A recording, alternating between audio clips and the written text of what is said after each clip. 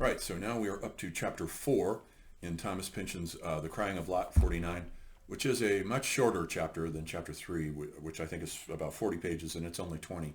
But it's still very dense. These chapters, even the short ones, are dense with high information content. Indeed, with Thomas Pynchon, it's almost information overload. But that's his signature, that's his characteristic, is to give information overload. So the chapter begins with Oedipa now deciding to go take a tour of the local Yoyodyne plant and pretend that she's one of the stockholders. So she goes to the stockholders meeting, at which she hears Bloody Chicklets, who was first mentioned as the founder of Yoyodyne in V, giving a motivational speech there, and they sing some silly Pynchonian songs about Yoyodyne. And then she wanders away from the tour that the stockholders are allowed to have of the plant. She wanders away and gets lost amongst the labyrinthine offices. And then she wanders and sees a guy. She's looking over his shoulder, one of the engineers who's at his cubicle, and he's drawing a symbol of the muted post horn that she has seen, that is the symbol for the Tristero. And he looks up, sees that she's lost, puts the notebook away quickly. She doesn't ask about it at first. And they get into a conversation where he starts lamenting the loss of the great inventor. He's like, the great inventors, the myth, I went into this, and this is probably Pynchon using him as a mouthpiece. I went into this industry to be a great inventor. You think of Bell inventing the telephone, or Edison with his inventions, and so forth, the great inventors. But what happens nowadays is that you join one of these corporations and you sign away the patents to all the rights to all of your inventions, which of course happened to my grandfather as well, who was a rocket scientist in the 1950s who designed rockets, atmospheric rockets, and thermodynamic heat engines, all kinds of different engines for the military, and he had to sign away all the patents. He also invented or co-invented the pilot's ejection seat, for which he is not known, of course, because there again, he had to sign the rights over to the military for that. So the age of the great genius inventor is over, because nowadays the genius inventor has to sell all of his patents away to giant impersonal corporations who squash individuality. So we can already see here a theme emerging that will later become one of the major themes of Gravity's Rainbow, how the giant corporation emerges and squashes individuality out in the process. Pynchon in that novel will trace I.G. Farben, the great German chemical manufacturing corporation, and trace its origins. So you can already see themes emerging here that become the preoccupation of Gravity's Rainbow. So Kotex is talking to her. He says, have you ever heard of John Nefastus and the Nefastus machine? And I think here Pynchon is alluding vaguely to the Turing machine, John Turing, or John von Neumann, perhaps, is it, with the Turing machine? I forget which. But either way, he has to explain to her now the principle of Maxwell's demon. And he says, because he has a picture of James Clerk Maxwell, as well as a picture with this so-called Nefastus machine that Pynchon has made up that shows two pistons connected to a crank wheel and a fly shaft. And he says, well, now Maxwell's demon is this creature, and this is something that James Clerk Maxwell invented as a sort of metaphysical speculation on how you could beat entropy, or at least reverse it in a system theoretically without having to put new energy into the system. If you imagine a box with a central partition with a little hole in the middle, and then a little creature, Maxwell's demon, sitting near it, and that demon could sort out the faster moving molecules from the slower moving molecules, that is to say, the hotter molecules from the colder molecules, and he could reach out and grab each of those molecules and separate them into box A, the faster moving ones, and into box B, the slower moving ones.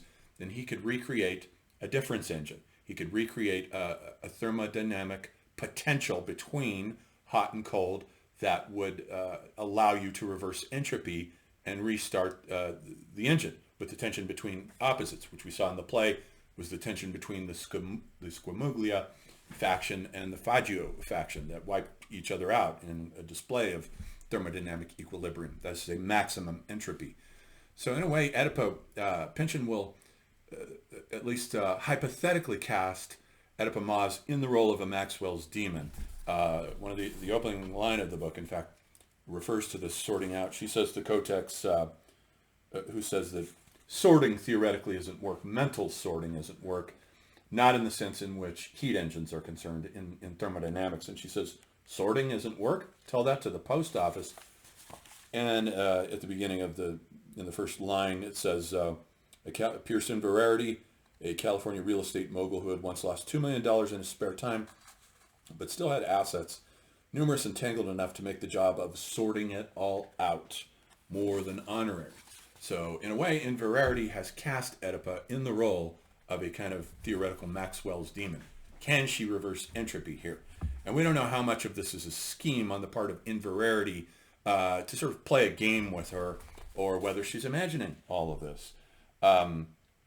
So then he tells her about Nephastus's machine, which has been designed by John Nephastus, who is up in Berkeley. University of Berkeley has a very strong science department. A lot of geniuses have come out of there.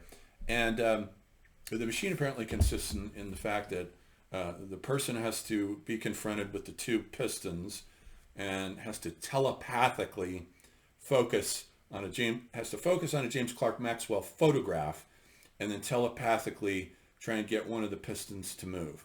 And then, so that will create a kind of machine for reversing entropy, which does not involve expenditure of energy at all, since telepathy doesn't involve any dissipation of heat. And so this is Nephastus's machine. And she says, oh, he's up in Berkeley? And he says, yeah, and he's about to give her the box number, and then realizes that probably realizes that it's a Tristero box number, and he says, oh, never mind. And she tells him about, oh, I know about waste. And he says, it's not a word, it's not waste, it's an acronym, WASTE. And she says, oh, really? What's that about? And then he goes quiet. He doesn't want to talk to her anymore. There again is the motif of the muted post horn. Anytime you're dealing with the Tristero, silence is going to ensue at some point. So then she's done with the tour of Yoyodyne, and then now she remembers at Fangoso Lagoons, at the lake there, which was called actually Lake Inverarity. At the lake there had been a little memorial plaque there that had read, on this site, it read, in 1853, a dozen Wells Fargo men battled gallantly with a band of masked marauders in mysterious black uniforms. Wells Fargo was founded in 1852, just the year before, right after the gold rush of 1849-50, as a conveyance, a speedy conveyance. We owe this description to a post rider, the only witness to the massacre, who died shortly after. The only other clue was a cross, traced by one of the victims in the dust. To this day, the identities of the slayers remain shrouded in mystery. They were dressed all in black, so they were most likely, the implication is that they were Tristero. A cross, she thinks, a cross or the initial T, the same stuttered by Niccolo in the Courier's tragedy when he sees the Tristero assassins and he says, he just pronounces the T, but doesn't get the whole word out because he's so scared. And of course, the T is sometimes conflated with the cross, with the crucifix, as it is in the case of, let's say, Thor's hammer. In Scandinavia, even today, in places like Norway, the people wear Thor's hammer around their necks, which is Mjolnir in the shape of a T, and it is conflated with the Christian crucifix. And so she remembered this thing about Wells Fargo being attacked, and this is the only echo out now in physical reality of the possibility of the Tristero being dangerous, having assassins, because the only reference so far has been in the play that she watched, where they popped out of the woods and killed Niccolo. But this now seems to suggest that the Tristero may indeed be dangerous. So then she goes to Zapp's used bookstore to look for that copy that Drblett had referred her to find the copy of the Jacobean Revenge Plays anthology. She gets it from Zapp, and then she takes it home and starts reading. She's looking for the line in it that mentions the Tristero, the only line in the play. And this is opposite the line she read in pencil. Somebody has written in pencil, CF, variant, 1687 edition, put there maybe by some student. And then she checks the copyright page and she finds out that the paperback is based on an original hardcover that had been a textbook called Plays of Ford, Webster, Tourneur, and Warfinger. published by the Lectern Press in Berkeley back in 1957. So now she has two reasons to go visit Berkeley. Now she wants to go find the publisher of the original hardcover edition of this book so she can see what the variant line is regarding the Tristero, and also to visit possibly John Nefastus and see if this Nefastus machine for reversing entropy is a real thing or not. And then so now she goes to visit, she goes to a place called Vesperhaven, which is an old folks home, a senior citizen home that had been founded by Pearson Verity. And she goes there to meet one individual named Mr. Thoth, Thoth. It is pronounced Thoth, not Thoth. I've heard this mispronounced over and over again. It is Thoth, not Thoth, which is the Egyptian god of communication. He is the god who is associated with writing, the Egyptian god of writing, along with Seshat, who is the goddess of writing. There's a god and goddess. Most people don't know about Seshat, because a writer in Egypt, remember, is called a Sesh. He's named not after Thoth, but after Seshat, the goddess of communication there. But Thoth is a god of writing and also a god of the underworld who records the results of the weighing of the dead, where the person's heart is weighed against a feather of the goddess Mot, the goddess of truth. And if the heart weighs heavier than the feather, you're in trouble. There's a beast there called the swallower that will gobble your heart. You don't get to go to the afterlife if you have lived a selfish life, whereas if you have lived a life in servitude to truth, to Mot, to the larger Egyptian world, basically equivalent to the Indian idea of dharma, which is impersonal. You're serving society, not following your own interests. Then you get rewarded with a place by Osiris. They'll give you a little plot of land there on the other side. So she has this conversation with Mr. Thoth, this very old man, who says he was dreaming about, she wakes him up and he was dreaming about his grandfather, who, as it turns out, was a writer for the Pony Express. And that he remembers his father bragging about murdering Indians. He was an Indian killer, loved to kill Indians, except for, he says, there were them one types of Indians that weren't Indians. They dressed all in black. What they would do is burn bones in charcoal and stir it around and take white feathers and dip it in the bone black charcoal and wear those feathers, and they would attack at night. And he says Indians don't attack at night because they're afraid that their spirits will be trapped in the darkness and wander forever. So this is, of course, yet again, another cryptic reference, possibly to the Tristero that his grandfather, Mr. Thoth's grandfather, might have encountered. And then he pulls out of his bag, he's a knitting bag, and he pulls out of it his grandfather's signet ring, shows it to Oedipa, and there is the muted post horn, the symbol of the Tristero. She sees it there. This creeps her out. Apparently a pattern is beginning to emerge here, that she's starting to see the Tristero now everywhere. So we'll see how this unfolds. So then she goes briefly to talk to Mike Fallopian, who we recall was writing a book about the evolution of the post office and the Pony Express and all that. The Pony Express, by the way, was put out of business by the Telegraph. It originated in 1860, the Pony Express, but it was put out of business by the Telegraph.